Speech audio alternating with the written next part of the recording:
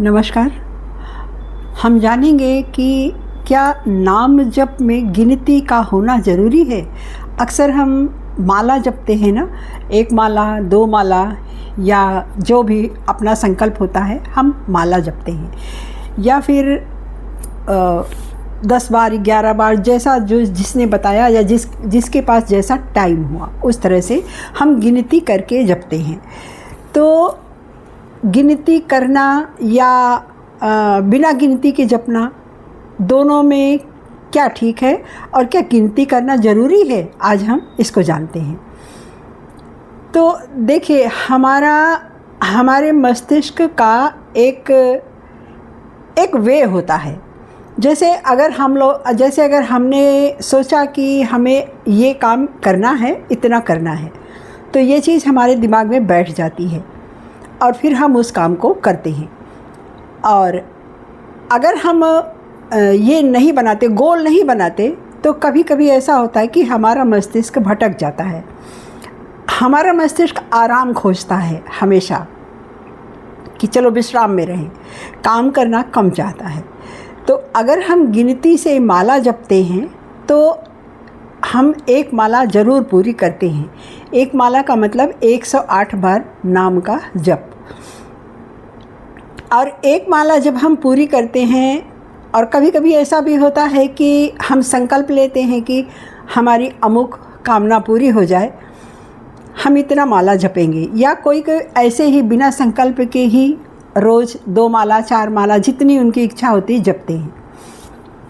तो इससे होता क्या है कि जब हम माला को जपते हैं मन के पर, इस तरह से जब हाथ चलाते हैं ना, इस तरह से, इस उंगली को नहीं लेते, इस तरह जब हाथ चलाते तो हमारे उंगलियों के एंड में, एंड ऑफ द फिंगर, कई सारी नर्व्स जो होती हैं यहाँ पर आके जुड़ती हैं, ख़त्म होती हैं, एंड होती हैं वहाँ पर। तो जब हम माला को जपते हैं तो उन उंगलियों को एक्यूप्रेशर का लाभ मिलता है, एक्यूप्रेशर का लाभ मिलता है, और जो हमारे मस्तिष्क में सूक्ष्म परिवर्तन का कारक होता है। तो पहला लाभ तो ये हो गया।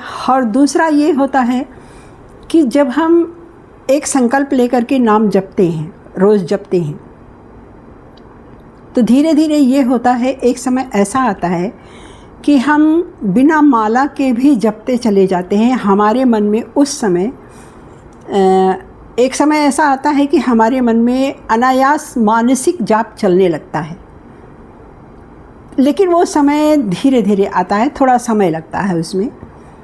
तो जब मानसिक जाप जब चलने लगता है तो उस समय हमारी माला छूट जाती है, कर की माला छूट जाती है, मन की माला चलती रहती है। एक बात का और उसमें ध्यान रखना चाहिए, हम चाहे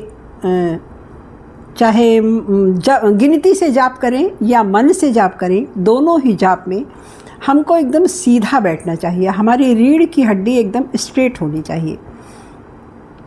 जब हम सीधा बैठते हैं तो हमारे मूलाधार चक्र जो होता है, रीढ़ के एकदम निचला हिस्सा, वो स्ट्रेट पंप होकर के प्राण ऊर्जा को ऊपर भेजता है।